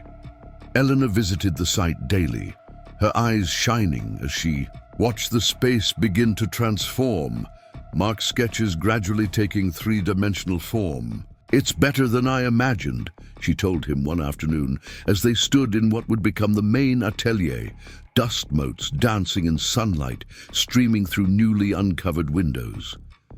"You've given it soul again." Mark watched her survey the space, pride evident in her posture. "The soul was always here. I'm just helping reveal it." Eleanor turned to him, something unspoken shifting in her expression. "That seems to be your specialty." Before he could respond, his phone rang. Emma's school, calling to inform him she had a fever and needed to be picked up immediately. Eleanor insisted on coming along, and within the hour they were settled in Mark's apartment, Emma bundled on the sofa looking miserable, but slightly comforted by Eleanor's cool hand on her forehead. "I'll get the children's ibuprofen," Mark said, heading for the bathroom cabinet. "And apple juice," Eleanor called after him. "Diluted with water. My father always said it was the best thing for fever." Mark paused in the hallway, struck by how naturally they had fallen into co-parenting roles without discussion or negotiation. Eleanor, who had admitted early in their relationship that she'd never imagined herself as a mother, now kept a mental inventory of Emma's preferences and needs, alongside production schedules and design deadlines. The pediatrician diagnosed a common virus, nothing serious but requiring rest and monitoring. Mark prepared to cancel the next day's contractor meetings, but Eleanor surprised him by saying, "I'll stay with her. You handle the building." "Are you sure?" Mark asked, aware that her Paris departure was now less than 3 weeks away, her schedule packed with preparations. Eleanor nodded, already settling beside Emma with a stack of picture books. "Completely sure. The contractors need your expertise more than they need mine. And Emma and I have some very important fashion magazines to review, don't we, sweetheart?" Emma nodded weakly, leaning against Eleanor's silk blouse, without concern for potential wrinkles or stains, a testament to how far they'd all come from their first careful interactions. The next morning, Mark left them curled together on the sofa, Emma drowsy from medication, Eleanor with her tablet balanced on one knee, responding to emails while smoothing Emma's hair with gentle fingers. The domesticity of the scene followed him throughout the day at the building site, a warm counterpoint to the industrial surroundings. When he returned that evening, the apartment was filled with the scent of chicken soup, not from a can, but homemade, simmering on the stove while Eleanor read to a more alert Emma.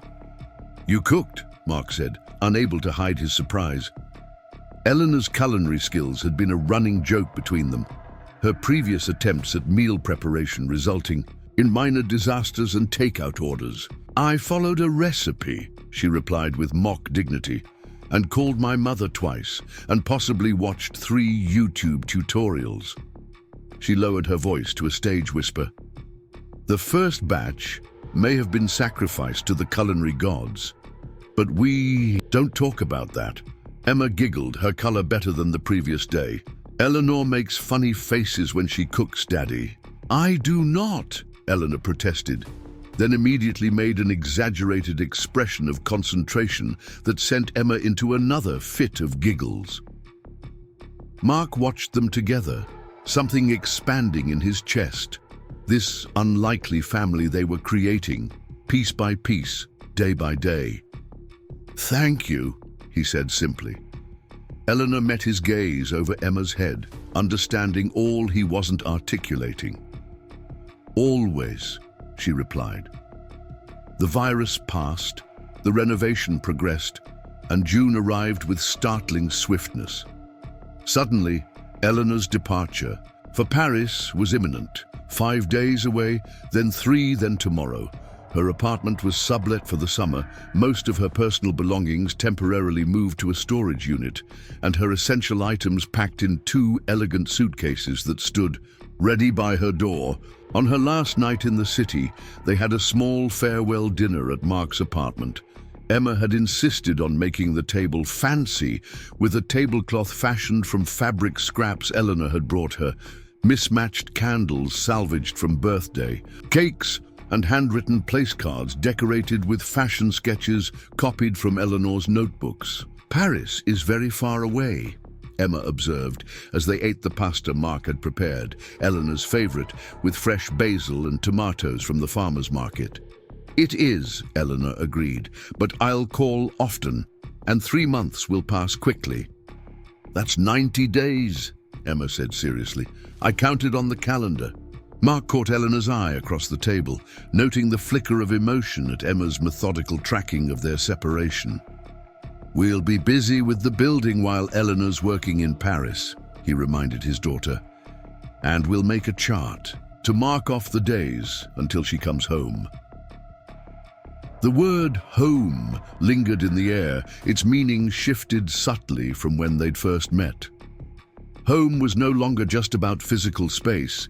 It had become about connection, about belonging, about the 3 of them together. After dinner, while Emma was occupied making a goodbye card, Mark and Eleanor stepped out onto the small fire escape that served as a makeshift balcony. The June evening was warm, the city softened by approaching summer, sounds of life rising from streets below. "I have something for you," Mark said, reaching into his pocket. "A going-away present." Eleanor looked surprised. "You didn't need to." I wanted to. He handed her a small velvet pouch. She opened it carefully, tipping the contents into her palm. A delicate silver pendant on a chain, shaped like a small coat with intricate details etched into the metal. "Mark," she breathed, lifting it to catch the fading light. "It's beautiful. I had it made by a jewelry designer who works in the building next to Hartman," he explained. "I thought, well, it all started with a coat, seemed fitting." Eleanor's eyes glistened as she held it. "Will you put it on me?" Mark took the necklace, his fingers brushing her skin as he fastened it around her neck. The pendant settled just below her collarbone, catching the evening light. "Perfect," he said softly. Eleanor turned to face him fully. "I'm scared." She admitted, the words barely audible. "Of Paris?" he asked, though he knew that wasn't her meaning. She shook her head. "Of how much I'll miss this. Miss you both. Of how completely you've become essential to me." Her hand covered the pendant, as if anchoring herself through it. "I've built my life around independence, around not needing anyone. And now you're entangled," Mark finished gently. "Welcome to the human condition." A smile tugged at her lips, despite the emotion in her eyes. "Is it always this terrifying?" "Only when it matters." He took her hands in his. "Eleanor, I spent years after Sarah left, convinced that connection was temporary, that investing in love was foolish. But these past months with you have shown me something different." He paused, gathering courage for words he hadn't spoken since his marriage had crumbled. "I love you, not despite our differences, but alongside them. And whatever happens with Paris or the building or anything else, that won't change." Eleanor drew in a sharp breath, her fingers tightening around his. "I love you too," she whispered, the words emerging as if from somewhere deep and previously untapped. "I didn't expect to, didn't plan for it. But here we are." "Here we are," he echoed, drawing her closer. Their kiss was gentle but certain, a promise more binding than contracts or schedules or renovation plans. When they separated, Eleanor rested her forehead against his. "When I come back," she said softly, "let's talk about making this arrangement more permanent." Mark heard all she wasn't explicitly stating, the future she was inviting him to consider, the life they might build together. "I'd like that," he replied simply. Inside, Emma called for them, eager to present her handmade card. They returned to the apartment hand in hand, the silver pendant gleaming against Eleanor's skin. A small, tangible reminder of how unexpectedly lives could intertwine, how a simple act of kindness on a cold platform could set in motion a transformation neither could have anticipated. The morning of Eleanor's departure dawned clear and bright, the kind of perfect June day that seemed to mock the heaviness in Mark's chest as they drove to the airport. Emma sat in the back seat, clutching a small package she had insisted on bringing. A final surprise gift for Eleanor that she had prepared in secret. The international terminal was crowded with summer travelers, announcements echoing through high ceilings as they approached the security checkpoint where they would have to say, "Goodbye. This is as far as we can go," Mark explained to Emma, who frowned at the barrier separating them from the gate areas. "But I need to give Eleanor her surprise," she protested. "You can give it to me right here, sweetheart," Eleanor assured her, kneeling to Emma's level despite her elegant travel outfit. A tailored pantsuit in soft grey that somehow didn't wrinkle even as she crouched on the terminal floor. Emma solemnly presented the small package wrapped in newspaper and decorated with marker drawings. "It's to keep you safe," she explained as Eleanor carefully unwrapped it. Inside was a homemade bracelet, elastic thread strung with colorful beads, carefully selected from Emma's treasured craft box. In the center dangled a small charm that Mark recognized with surprise, a tiny silver heart that had once belonged to Sarah, part of a bracelet Emma had kept in her keepsake box. Since her mother's departure. Emma, he said softly, that's your special heart charm. Emma nodded seriously. I know, but Eleanor needs it more right now, so she remembers to come back to us. Eleanor's composure faltered, her eyes filling with tears as she slipped the child's bracelet onto her wrist alongside her expensive watch. This, she said, her voice thick with emotion, is the most precious thing anyone has ever given me. I'll wear it every day until I return. Promise? Emma asked. I promise. Eleanor hugged her tightly, then stood to face Mark. Words seemed inadequate suddenly, the 3 months ahead stretching like an ocean between them. Call when you land, he said simply. Eleanor nodded, touching the coat pendant at her throat. Take care of our building, she replied, the possessive plural, warming something deep in his chest. Their final kiss was brief but tender, conscious of both public surroundings and Emma's watchful eyes. Then Eleanor was walking away, stopping once to turn and wave before disappearing into the security line, her elegant suitcases rolling behind her. Emma slipped her hand into Mark's as they watched the space where Eleanor had been. She'll come back, Daddy, she said with childish certainty. She promised. Mark squeezed his daughter's small hand, choosing to believe in promises again, in permanence, in connections that could withstand distance and time. Yes, he agreed. She will. The summer unfolded in parallel stories, Eleanor in Paris, adapting to French work rhythms and cultural differences while consulting with the historic fashion house. Mark and Emma in the city, dividing their days between the gradually transforming Hartman building and their apartment, which now felt strangely incomplete without Eleanor's presence. They spoke daily, video calls where Eleanor showed them glimpses of Parisian streets, where Emma held up her latest art projects, where Mark shared progress photos of the renovation. The time difference made coordination challenging sometimes, but they managed, creating a new rhythm around the absence between them. July brought a heat wave that made construction work at the Hartman building particularly challenging. Mark spent long days overseeing installation of new systems while preserving the historical elements Eleanor valued so highly. Evenings were, for Emma, swimming lessons at the community center, popsicles on the fire escape, bedtime stories that increasingly featured a character named Princess Eleanor, who traveled the world on important missions. Do you miss her? Emma asked one night as Mark tucked her into bed, the question seemingly casual but weighted with a child's perception of adult emotions. Yes, Mark answered honestly. Very much. Emma nodded, satisfied with his directness. Me too. But it's okay to miss people who are coming back, not like Mommy missing. The observation struck Mark silent for a moment, this evidence of how his daughter categorized absence in her young mind. Temporary versus permanent. Promised returns versus abandonment. That's right, sunshine, he said finally. Eleanor is coming back. Different kind of missing. August brought unexpected complications. Delays with custom fixtures for the building, a problem with Eleanor's visa extension that temporarily threatened to prolong her stay. A week when Emma developed an ear infection and cried for Eleanor during the night. I should come home, Eleanor said during a late-night video call after Mark had finally gotten Emma to sleep with medication and a cool compress.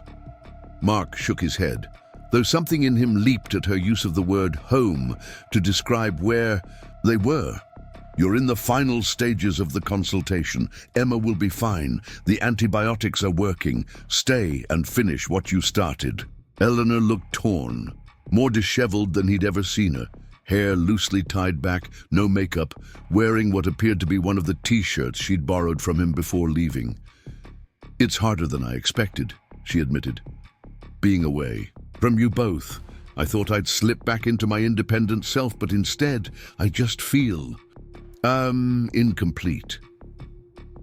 The vulnerability in her confession touched him deeply. "We're incomplete too," he said quietly, "but creating something solid enough to withstand temporary separation, that matters." Eleanor nodded, her hand moving to the coat pendant she wore faithfully, now accompanied by Emma's beaded bracelet. 26 more days, she said. "Not that anyone's counting," Mark replied with a smile. By early September, the Hartman building transformation was nearly complete. Mark had overseen every detail according to both Eleanor's specifications and his own architectural instincts. The exposed brick walls restored to their original beauty, the industrial windows refurbished to maximize natural light, the production areas designed for optimal workflow, the design studios created as spaces where creativity could flourish. The day before Eleanor's scheduled return, he brought Emma to see the finished space for the first time. They walked through empty rooms soon to be filled with sewing machines, design tables, fabric samples, and creative energy. "It's like a castle," Emma declared, twirling in the main atelier where sunshine streamed through tall windows. "In a way, it is," Mark agreed, watching his daughter explore the space that represented so much more than a business expansion. A place where beautiful things will be created. They ended their tour on the building's rooftop, a space Mark had secretly transformed into a garden terrace, complete with planter boxes and seating areas where designers could sketch in fresh air, where team meetings could happen under open sky, where perhaps someday important celebrations might occur.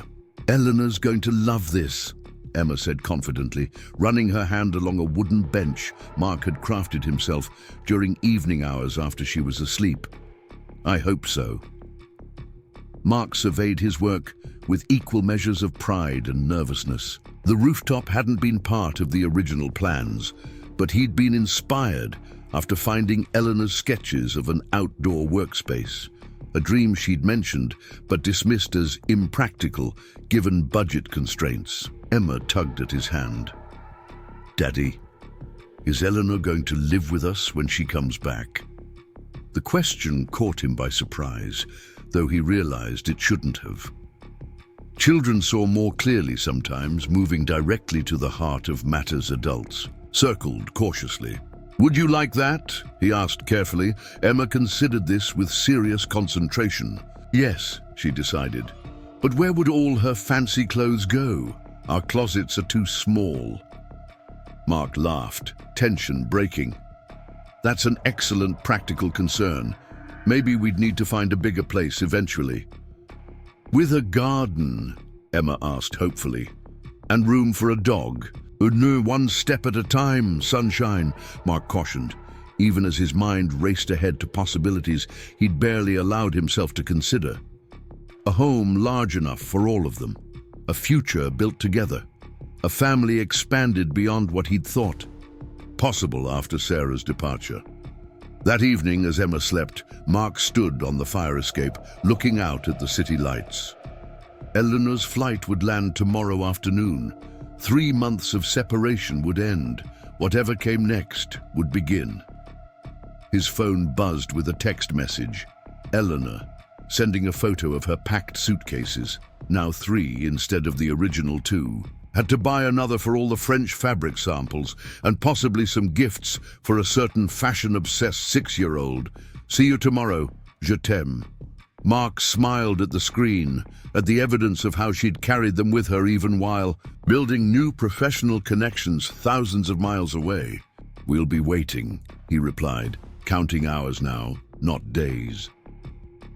Behind him, the apartment was quiet, but alive with evidence of their intertwined lives.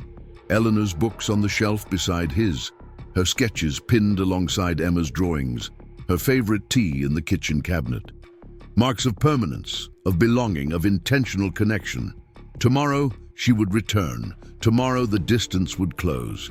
Tomorrow, they would begin the next chapter of a story that had started with a simple act of kindness on a cold train. Platform. A story about second chances, about unexpected connections, about the ways lives could transform when hearts remained open to possibility. Mark slipped his phone back into his pocket and looked up at the stars, barely visible through the city's ambient light. The night was cool but not cold, summer yielding gracefully to approaching autumn. A perfect night for new beginnings disguised as endings, for returning home, for recognizing that sometimes the greatest journeys started with giving away the very last thing you could spare. The autumn fashion show was Lumiere's most ambitious event to date. 5 years after Eleanor's return from Paris, the brand had transformed from a promising newcomer to an established name in sustainable luxury fashion. The Hartman building, once neglected and empty, now hummed with creative energy as designers, seamstresses, and craftspeople prepared for the evening's showcase. Mark moved through the organized chaos with practiced ease, checking final details of the runway setup, adjusting lighting that highlighted the architectural features he'd lovingly restored. The building had become a beacon in the fashion district, not just a workplace, but a symbol of thoughtful preservation and modern vision working in harmony, much like the relationship at its center. "Daddy!" Emma's voice rang out above the pre-show buzz. Now 11, she navigated between clothing racks and busy assistants with the confidence of someone who had grown up in this world. Mom says the West Corner lights are still too bright on the finale dresses. It still gave Mark a moment's pause whenever Emma referred to Eleanor as Mom, not from discomfort, but from wonder at how naturally that transition had occurred. It had started about 2 years after Eleanor's return from Paris, after they'd married in a small ceremony on the Hartman building's rooftop garden. Emma had asked permission one evening, serious and determined in the way only an 8-year-old could be. "I'd like it very much," Eleanor had replied, tears threatening to spill despite her careful composure. "But only if you're absolutely certain." Emma had nodded solemnly. "I am. You're here every day. You help with my homework. You make Dad happy, and you never leave. That's what moms do." The simple, perfect logic of a child had sealed what documents and ceremonies had already formalized. They were a family, built not from obligation or biology, but from choice and love and daily commitment. "Tell her I'll adjust them right." "Away," Mark told Emma now, squeezing her shoulder affectionately. "Is she in the design room?" Emma shook her head, her dark hair styled in a fashionable bob that mirrored Eleanor's, swinging with the movement. "On the roof." She said she needed 5 minutes of quiet before the madness begins. Mark nodded, understanding completely. The rooftop garden had become Eleanor's sanctuary over the years, the place she retreated to when decisions were difficult or inspiration was elusive. What had begun as his surprise addition to the renovation had evolved into the heart of the building and in many ways the heart of their shared life. "I'll find her after I fix the lights," he promised. "You should get changed. Guests will start arriving in an hour." Emma grinned, excitement overtaking her professional demeanor. Tonight she would make her unofficial runway debut wearing a piece she had helped design, a simplified version of the collection's signature coat adapted for younger wearers. Her interest in fashion had blossomed alongside Lumiere, nurtured by Eleanor's patient guidance and encouraged by Mark's practical support as he taught her about construction and materials. After adjusting the lighting, Mark made his way up to the rooftop. The autumn afternoon was fading into evening, the city skyline beginning to twinkle with early lights as the sun dipped lower. Eleanor stood at the edge, gazing outward, her slim figure silhouetted against the changing sky. She wore a simple black dress, her traditional pre-show attire, saving the designer pieces for after the collection had been properly introduced. "Emma said you needed quiet," Mark said as he approached, keeping his voice soft to preserve the peaceful moment. Eleanor turned, her face relaxing into a smile that still, after all these years, made his heart skip. "I was hoping you'd come, anyway." He joined her at the railing, noticing she wore both the silver coat pendant he'd given her before Paris and a newer piece, a delicate gold ring set with 3 small stones, their 5th anniversary gift. Her left hand, resting on the railing, it bore a platinum band that matched his own. "Nervous?" he asked, though he knew the answer. Despite her success, despite the growing acclaim for Lumiere's ethical practices and innovative designs, Eleanor approached each collection with the same mixture of excitement and trepidation she had shown at her very first showcase. "Always," she admitted, "but differently now. It's not about validation anymore. It's about meeting the standard we've set for ourselves." She leaned against him slightly. "The standard you helped me create." Mark slipped his arm around her waist, remembering how far they had come from that snowy night at Westridge Station. "You built this, Eleanor. I just helped with the physical structure." She shook her head, turning to face him fully. "You know that's not true. Lumiere wouldn't be what it is without you, without your eye for detail, your understanding of how spaces affect creativity, your practical solutions to impossible problems." She smiled wryly. "Without your willingness to tell me when I'm being unreasonable." "Someone has to," he teased gently, then grew more serious. "We built this together, all of it." Eleanor nodded, her gaze moving past him to the door that led back into the building. "Speaking of which, how's our emerging designer?" Excited, nervous, convinced her hair is totally wrong despite 3 different styling attempts. "So, a typical pre-show experience then." Eleanor laughed softly. "She reminds me so much of you sometimes. That incredible focus, the attention to how things work, not just how they look." "She has your determination," Mark countered, "and your eye for beauty in unexpected places." The conversation paused, as they both considered the remarkable young person Emma was becoming, neither fully Mark's nor Eleanor's, but entirely her own, shaped by love that had found her from multiple directions. "I have something for you," Eleanor said suddenly, reaching into a hidden pocket in her dress. "A tradition, I think, for show days." She handed him a small package wrapped in simple brown paper, similar to how she had wrapped the winter coat. Booked that first Christmas Eve, Mark opened it carefully to reveal a vintage compass, its brass case polished to a warm glow, its face delicately painted with cardinal directions.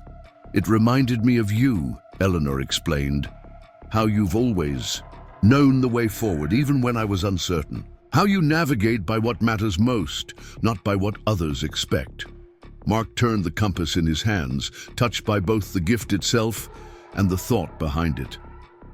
"Thank you," he said simply, then reached into his own pocket. "Oddly enough, I have something for you as well."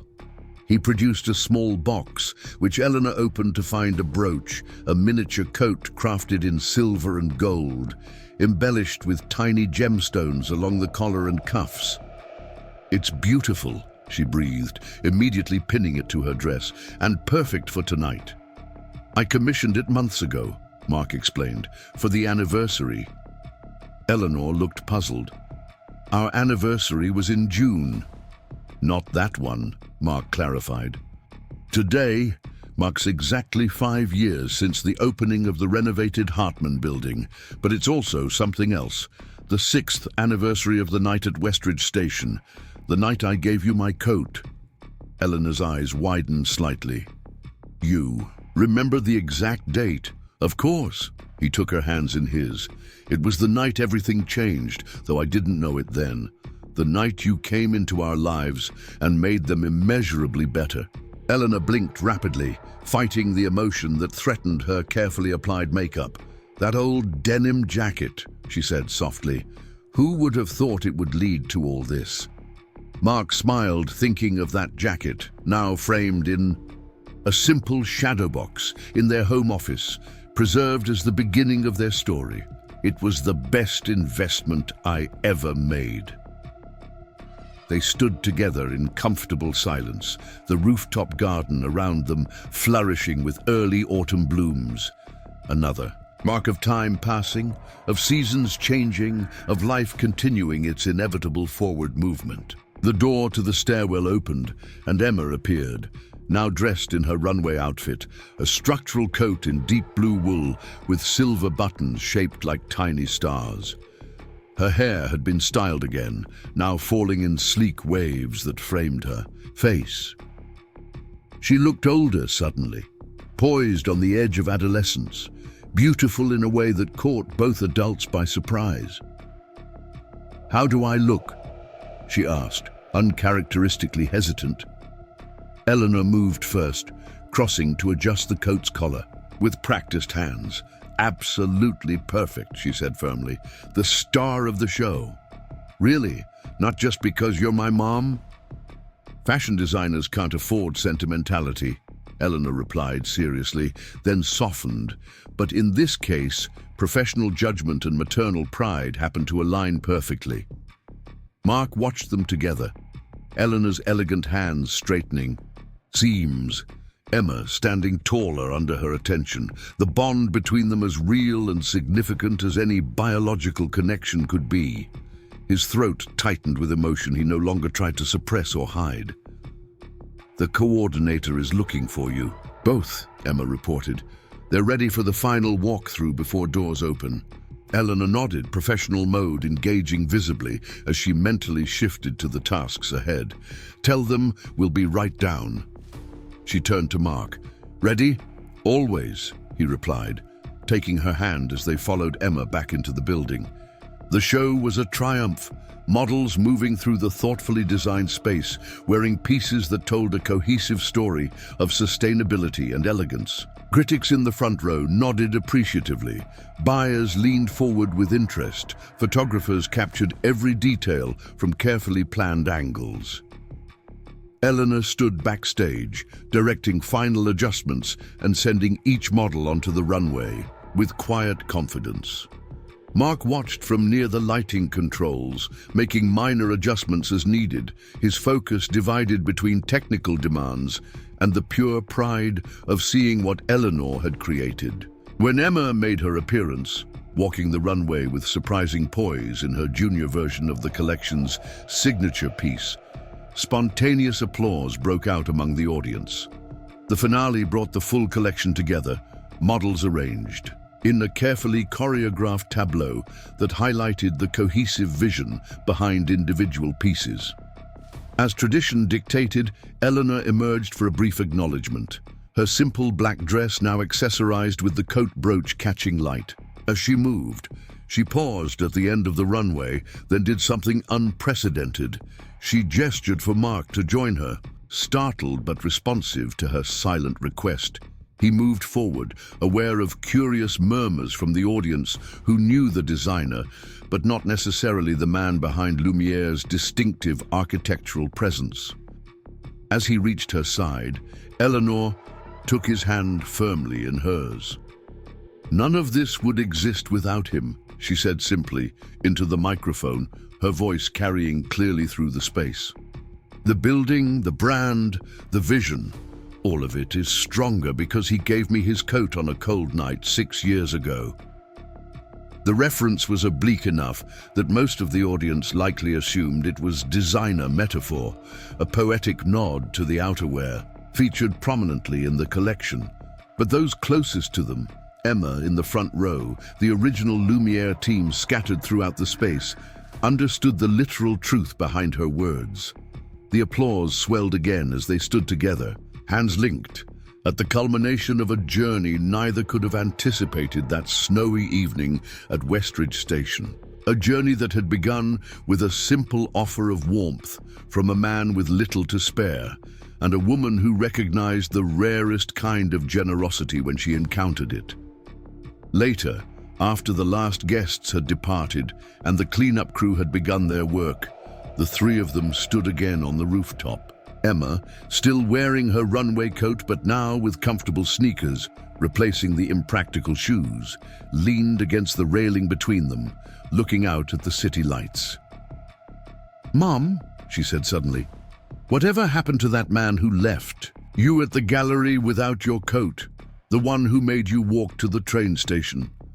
Eleanor and Mark exchanged surprised glances over Emma's head. They rarely discussed the specifics of that night anymore, the beginning having been overshadowed by all that came after. "I heard he lost his company during the economic downturn last year," Eleanor replied after a thoughtful pause. "Couldn't adapt to changing markets." "So, he lost everything? Like your parents did when you were young?" Emma's perception, as always, cut straight to the heart of matters.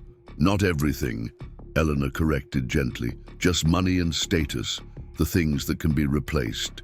Emma considered this, then nodded with the wisdom children sometimes unexpectedly display. "I'm glad you lost your coat that night," she said decisively. "Otherwise we might never have found each other." Mark felt Eleanor's eyes on him, warm, with shared understanding of how completely their lives had been transformed by what had seemed at the time like misfortune. How a moment of vulnerability, a woman without protection against the cold, a man without security for his future, had created the opportunity for something neither had been looking for, but both had desperately needed. "Sometimes," Mark said, putting his arms around both of them as the autumn night deepened around the garden they had built together, "the things we think we can't afford to lose are exactly what we need to give away to find what truly matters." Up next, you've got two more standout stories right on your screen. If this one hit the mark, you won't want to pass these up. Just click and check them out.